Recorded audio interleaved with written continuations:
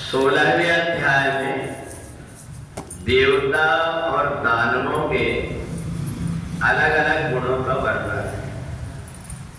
आशा पाश सतैर्बद्धा काम क्रोध परायण ईहन्ते काम भोगार्थम अन्याय नाट संचय। अर्जुन से भगवान कहते हैं कि जो व्यक्ति देवता जैसे था उसके अंदर ये दानव की वृत्ति कहां से आई? बड़े काम और क्रोध के अधीन होकर के व्यक्ति जब बहुत सारी अपने मन के अंदर इच्छाएं इकट्ठी कर लेता तो उन इच्छाओं को पूर्ति करने के लिए अधर्म और अन्याय के रास्ते में चलने लगता। मनुष्य परमात्मा से जब उत्पन्न हुए हैं तो भगवान कहते सब मम प्रिय सब मम हो जाए। भगवान कहते हैं कि 84 लाख योनियों में एक मनुष्य ही की योनि ऐसी है जिसके कर्म को देख करके मैं प्रसन्न होता। ऐसा व्यक्ति जिस व्यक्ति को पुलिस खोज रही हो, सारे व्यक्ति गांव के सोचने लगते इसने कोई ना कोई गलत काम किया।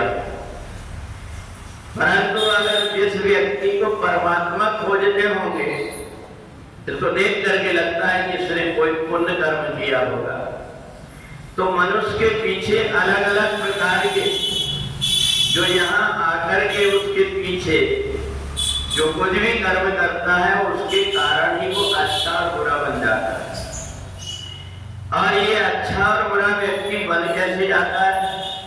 जब ये व्यक्ति छोटा रहता, बचपना रहता, उसको कोई चीज की इच्छा नहीं होती, वो चाहे जिसको देख करके मुस्कुराते रहता है, चाहे जिसकी गोद में आने के लिए हाथ बढ़ा देता है। परंतु वही व्यक्ति जब थोड़ा बड़ा हो जाता है तो फिर बड़ा होकर के अपने परिवार के व्यक्तियों में ही बुराई करने लगता है। शादी विवाह के पहले जो भाई भाई होते एक थाली में भोजन कर लेते हैं, एक बिस्तर में सो जाते हैं, पर शादी के बाद ऐसा क्या हो जाता है कि वही व्यक्ति एक दूसरे के मुख को देखना नहीं चाहते। इससे देख करके ये लगता है कि कुछ ना कुछ बात है, हमारे परिवार में कोई नया सदस्य जो आया है उसके कारण भाई भाई के बीच में मनभेद हो गया और बाद में वो इतना बढ़ जाता है, एक दूसरे के खून के प्यासे हो जाते हैं। एक दूसरे को बांट बांट करके खाने वाले व्यक्ति, एक थाली में खाने वाले व्यक्ति दूसरों का जीना हराम कर देते। तो इस प्रकार से वृत्ति कहां से आ जाती है? तो कहते आशा पाश सतैर्बद्धा, हजारों प्रकार की बात जब व्यक्ति कान में सुनता है तो जो व्यक्ति परमात्मा से नहीं जुड़ा होता वो व्यक्ति दूसरों की बात में बड़े जल्दी आ जाता है और बड़े जल्दी आकर के और मन के अंदर अपना बुराई रख लेता है। और उसी समय पर दोनों को जिसके प्रति बुराई आई आपस में अगर वो संवाद कर लेता, बातचीत कर लेता तो हकीकत का पता लग जाता कि बात ये है। परंतु संवाद न करके विवाद करने लगता है, ऐसा कोई काम करने लगता है जिससे कि दोनों का मन खराब हो। और ये सब होता कब है? जबकि हमारे मन के अंदर बहुत सारी इच्छाएं होती हैं।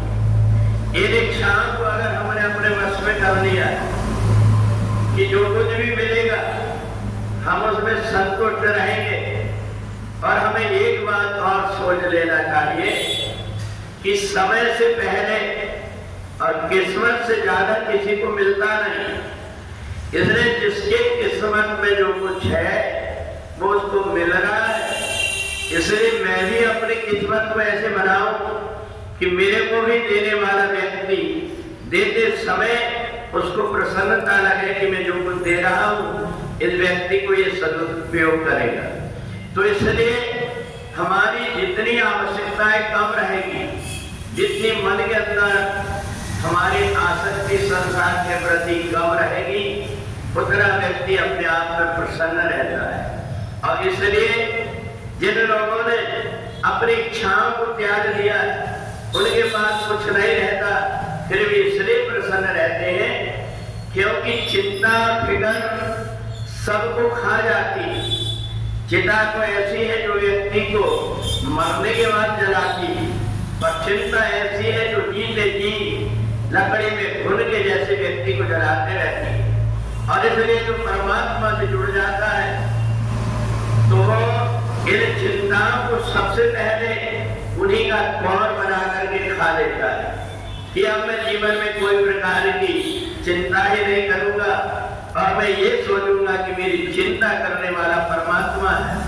जब मैं पेट में था उस समय भी उसने मेरे को पेट भरने का उपाय कर दिया। जब मेरे मुंह में दांत नहीं थे तब भी जन्म लेते ही उसने माँ के आंचल में मेरे लिए पेट भरने का साधन कर दिया। इसलिए बड़ा होकर के मैं और अपने आप को क्यों इस प्रकार की उलझन में डालो। इसलिए हमेशा जो व्यक्ति छोटा बना रहता है, तो जिस प्रकार से छोटे बछड़े को माँ गाय जो है दूध पिला देती है, परंतु वही बछड़ा जब बड़ा हो जाता है तो उसको घास खाना पड़ता है। इसलिए जो व्यक्ति अपने जीवन में छोटा बना रहता है, सीधा और सरल बना रहता है, परमात्मा को उसकी चिंता हो जाती है और उसके लिए योग और क्षेम का भान करने लगते हैं।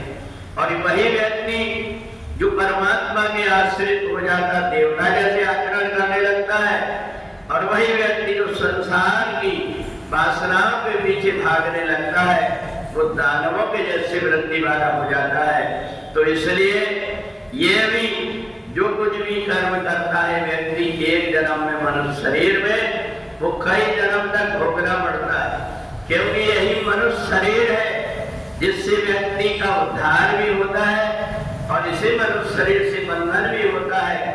अगर वो परमात्मा से जुड़ गया तो जन्म मरण से मुक्त हो जाता है, और वो संसार से जुड़ गया तो 84 लाख जन्मों में भटकते रहता है। बोले वृंदावन बिहारी लाल की।